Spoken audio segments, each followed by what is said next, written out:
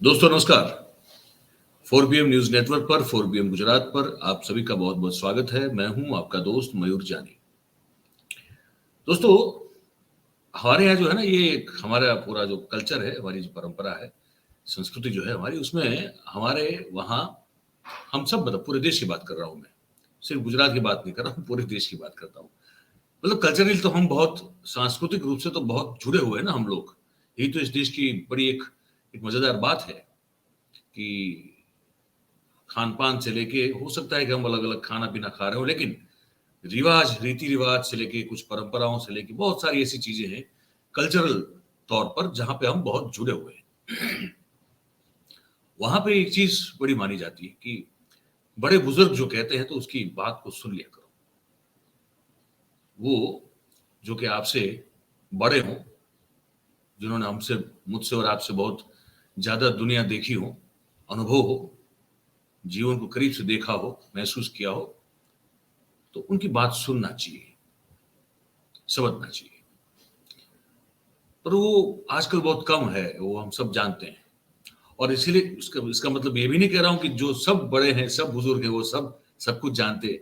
ये नहीं है, मतलब कि ऐसे बुजुर्ग, बड़े बुजुर्ग जो कि अपने जीवन में कुछ कर चुके हैं, कुछ कर गुजर चुके हैं, कुछ मकाम हासिल उन्होंने किया हुआ है, ऐसे जो होते हैं बड़े, तो उनकी बात बिल्कुल माननी चाहिए, सुननी चाहिए और फिर इम्प्लीमेंट करें तो अच्छी बात है।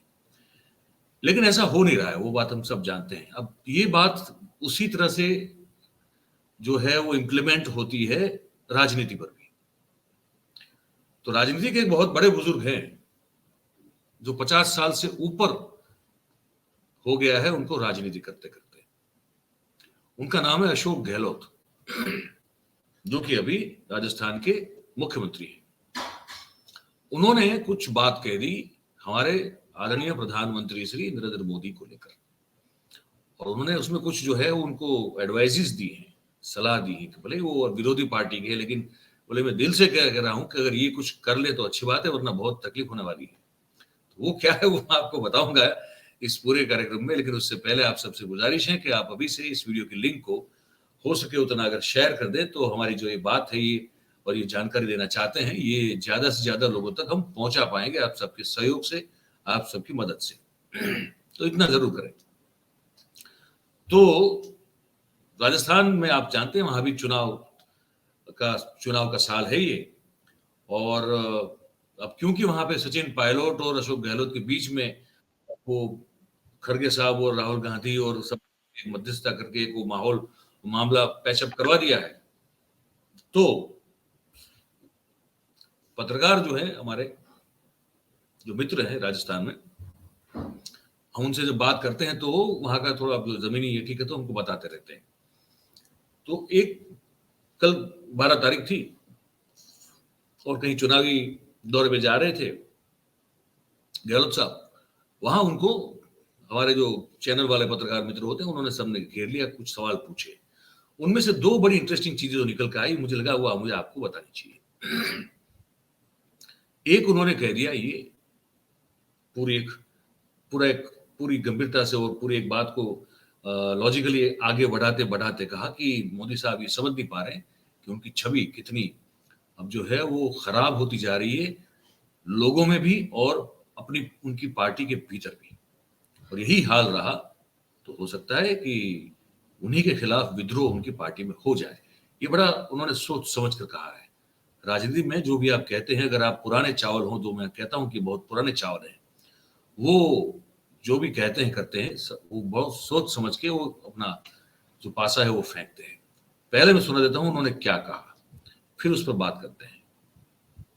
सरदार पटेल का नाम नहीं लिया, गांधी जी का नाम नहीं लिया, क्योंकि गॉड से कौन था सब जानते हैं। पंडित नेहरू को आपने ज्ञानपुर के जो उनका त्याग बलिदान था, 10-10 साल तक जेल में बंद रहे वो उस जमाने के अंदर, उनका बुलाना चाहते हो। अगर आप इतिहास को बुलाओगे, महापुरुषों को, आप फिर महापुरुष कैसे बन पाओगे देश के अंदर। ये चिंता उनको खुद को होनी चाहिए, उनके संगठन को होनी चाहिए कि हमारे नेताओं का नाम आने वाली पीढ़ियाँ 10 साल, 15 साल, 20 साल, 25 साल बाद में कैसे नाम लेगी इनका, बताइए। ये इनका अप्रोच बहुत गलत अप्रोच है, ये मैं दिल से कह रहा हूँ। सरकार ने डेमोक्रेसी किसने दी है? कांग्रेस ने दी डेमोक्रेसी देश को। इसलिए डेमो की रक्षा हमने करी है, जान दे करके इंदिरा गांधी जी ने, राजीव गांधी जी ने, खालिस्तान नहीं बनने दिया। तो ये हमें पाठ सिखाते हैं, कांग्रेस मुक्त भारत बना दो, वंशवाद चल रहा है। आपको क्या पंचायती है, हमारी पार्टी में क्या चल रहा है? हम पूछते हैं कि आपके आरएसएस वाले क्या करते हैं, बीजेपी वाले क्या करते हैं, उनके परिवार में क्या चलता है, हम पूछते हैं कि उनको, वो कौन होते पूछने वाले कि हमारी पार्टी में वंशवाद है क्या है? अरे वोट तो गुप्त होते हैं, तब भी क्यों इस परिवार को लोग चाहते हैं, चाहते रहेंगे? क्यों बताइए, इनको पूछो, इनको जवाब इनके पास में। आप पंचायती कर दो बिना मरे कांग्रेस की, मुक्त कर दो कांग्रेस को देश से, क्या मुक्त कर दोगे? कांग्रेस कभी मुक्त नहीं होने वाली है, हर घर में कांग्रेस है देश के अंदर। इनकी पार्टी की हालत खराब हो रही है, इनकी पार्टी में फूट है, इनकी पार्टी में वो रेस्पेक्ट खत्म हो रहा है मोदी जी का खुद का। ये चिंता की वजह होना चाहिए मोदी जी खुद के लिए। आज जो पहले रेस्पेक्ट था पब्लिक में, वो तो कम हुआ है। मोदी जी का रेस्पेक्ट जो है उसके साथ में इनकी पार्टी में कम हो रहा है। पूछ लीजिए आपके बीजेपी वालों से, इनकी मीटिंगों में क्या होता है, पहले क्या होता था, अब क्या होता है। इनके संसदीय दल की मीटिंग होती है पार्लियामेंट के सेंट्रल हॉल के अंदर, वहाँ क्या माहौल होता है, पहले क्या था अब क्या है, मालूम कर लीजिए आप लोग। मैं मोदी जी को कहना चाहूँगा, इस बात को समझा, ओबीसी के सम्मिलित प्रधानमंत्री हो, ओबीसी का मान सम्मान तो रखो कम से कम। आप जिस प्रकार से आपका अप्रोच है, उससे आपकी पार्टी आपके खिलाफ हो रही है, धीरे धीरे रिवोल्ट हो सकता है आपके खिलाफ में, तो आप समझ सकते हो। अब सुनते रहे आरएसएस के, इनके बीच में बनती कि नहीं बनती, हमें क्या मतलब उनसे, बनो नहीं बनो। हम तो ये कहते हैं देश एक रहे, अखंड रहे,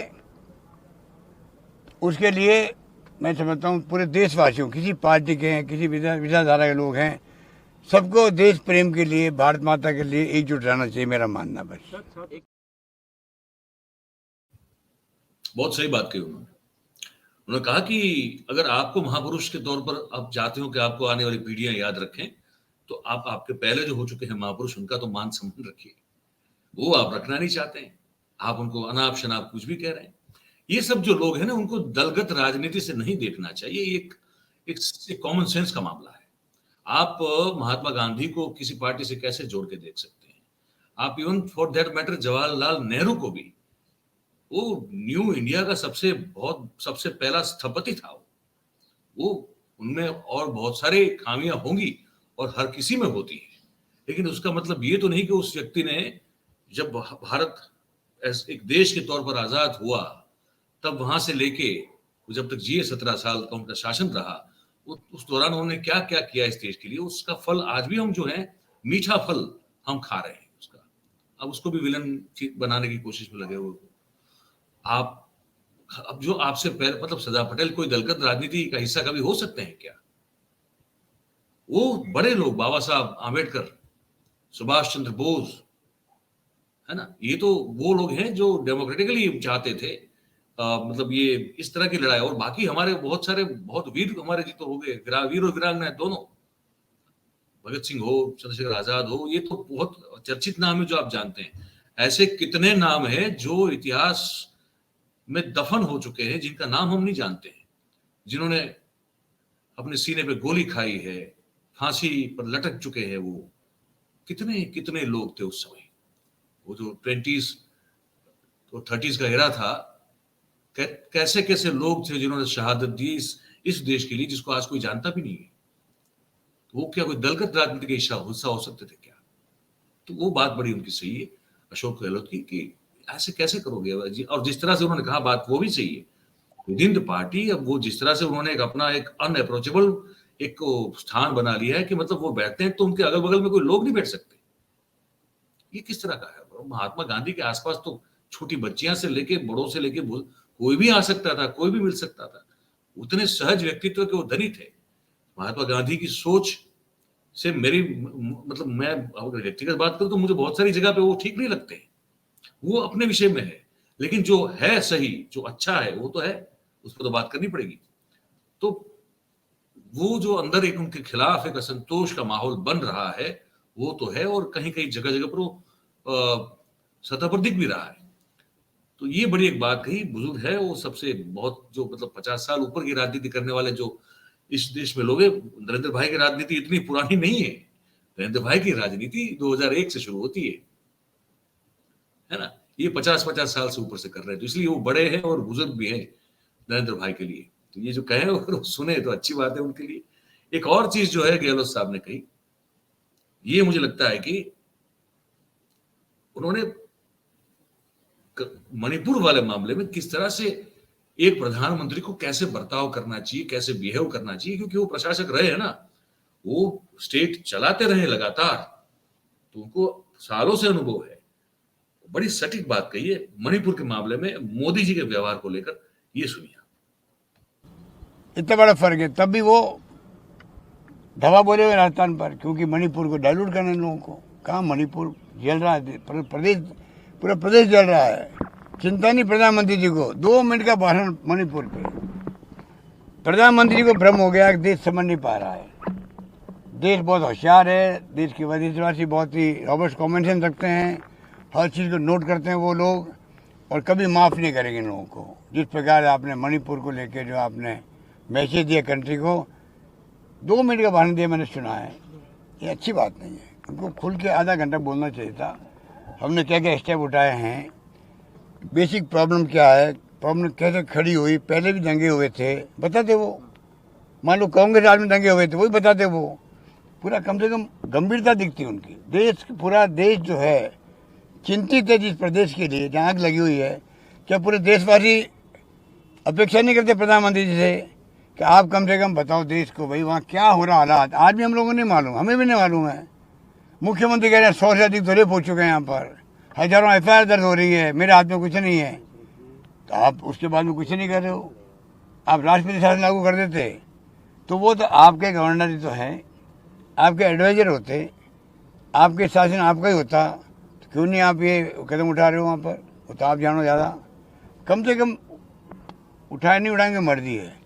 देश को बताओ हम कदम क्यों नहीं उठा रहे हैं, हमारी अप्रोच क्या है, हालात क्या है। क्या देश जानने के लिए हक नहीं रखता है? मणिपुर के अंदर 3 महीने से अधिक समय हो गया है, वहाँ जल रहा है, रेप हो रहे हैं, महिलाओं पर अत्याचार हो रहे हैं, थाने में लूट मची हुई है, सब हथियार लूट लिए गए हैं। क्या वो मतलब उसका हालात क्या होगा आने वाले वक्त के अंदर, वो बताना नहीं चाहिए देशवासियों को? इतना मैं सोचता हूँ कि देशवासी अपेक्षा करते हैं प्रधानमंत्री से। खाली मजाक उड़ा करके आपने 2 घंटे का भाषण दे दिया, बड़े खुश हो रहे हो, ताली बजवा रहे हो, नारे लगवा रहे हो, ये अच्छी बात नहीं। राहुल गांधी जी ने कल ठीक कहा, ये तमाशा नहीं होना चाहिए ना, पार्लियामेंट में तमाशा किस बात का हो रहा है? तो इसलिए मैं कहना चाहूँगा कि ये जो हरकतें हो रही है देश में उचित नहीं है। ये बात तो सही है, ये जो हरकतें हो रही है देश में वो ठीक नहीं है। तो वो बड़ी सटीक सी बात बताई कि एक आप अगर प्रशासन के तौर पर अगर आप इसको देख रहे हो, आप प्रशासन पूरा आप संभाल रहे हो, आपका जिम्मा है, तो आपको क्या क्या करना चाहिए? कम से कम ये तो बता देते कि आप क्या वहां पे एक्शन ले रहे हो। अब इतना बता दो, आपके गृह मंत्री बता दे सिर्फ कि मुख्यमंत्री वही कर रहे हैं जो हम कह रहे हैं, तो हमारा कहा मान रहे, तो आप उनको कह क्या रहे हो तो बताओ। ये एक बहुत बड़ा एक लेसन दिया। अगर अगर कोई समझदार आदमी हो तो कम से कम उस चीज को सुन तो ले, जो अशोक गहलोत ने कहा अभी, क्योंकि वो जानते हैं कि कैसे किया जाता है और वो कर रहे हैं। एक अपडेट आ रही है हमारे पास, हमारे एक व्यूअर हैं, हमारे 4 PM के ही व्यूअर हैं, आप ही की तरह हमारे एक परिवार के सभ्य हैं। उन्होंने हमको एक फोन करके बताया कि वो जो वसुंधरा राजे सिंधिया है, उसी वो जो झालना पाटन उनकी कंस्टिट्यूंसी है वसुंधरा राजे सिंधिया की, तो उसी में उसी कंस्टिट्यूंसी में उनका भी वो भी वहां रहते हैं। उन्होंने कल हमको फोन करके ये कहा कि मयूर भाई, अभी जो यहाँ पे सुनने में आ रहा है वो ये है, और काफी पॉलिटिकली अवेयर हमारे दर्शक है वो, तो उनका ये उनके पास ये जानकारी है जो उन्होंने मुझसे साझा की। हालांकि मुझे मैंने अभी इसको क्रॉस वेरीफाई नहीं किया है, लेकिन उन्होंने ये कहा कि इस बार हो सकता है कि वसुंधरा राजे सिंधिया को उनकी जो परंपरागत बैठक है, कंस्टिट्यूंसी जो है झालना पाटन, वहां से टिकट न दिया जाए और किसी एक और व्यक्ति को दे दिया जाए जो अभी कांग्रेस में चाहकर वापस आया है या वापस आ रहा होगा, अगर उनको टिकट दे दी गई तो। इस तरह की बात उन्होंने की। तो मैंने कहा फिर तो वसुंधरा जी कहां से लड़ेंगी? तो बोले अगर ये हुआ तो फिर वसुंधरा राजे चुनाव नहीं लड़ेगी। तो जितनी गुटबाजी कांग्रेस में है, उसे बहुत बड़े तौर पर गुटबाजी जो है वो राजस्थान में भारतीय जनता पार्टी में है। ये बात तो हम जानते हैं। तो अब देखते हैं इसमें क्या होता है। तो ये जो पूरा कार्यक्रम हमने इस पूरे वीडियो में आपको जो जानकारी बताई, आप इस बारे में जो भी क्या सोचते हैं, जो भी सोचते हैं, हमारे कमेंट बॉक्स में आप जरूर से लिख के हमको बताइए। और बात हमारी अगर आपको अच्छी से अच्छी लगती हो तो फिर इस वीडियो को लाइक करें, इसकी लिंक को हो सके उतना शेयर करें, और हमारी चैनल जो है उसको सब्सक्राइब करें और करवाएं। आप सभी हमारे साथ इस कार्यक्रम में जुड़े, इसलिए आप सबका बहुत बहुत धन्यवाद करते हैं। Thank you very much. नमस्कार।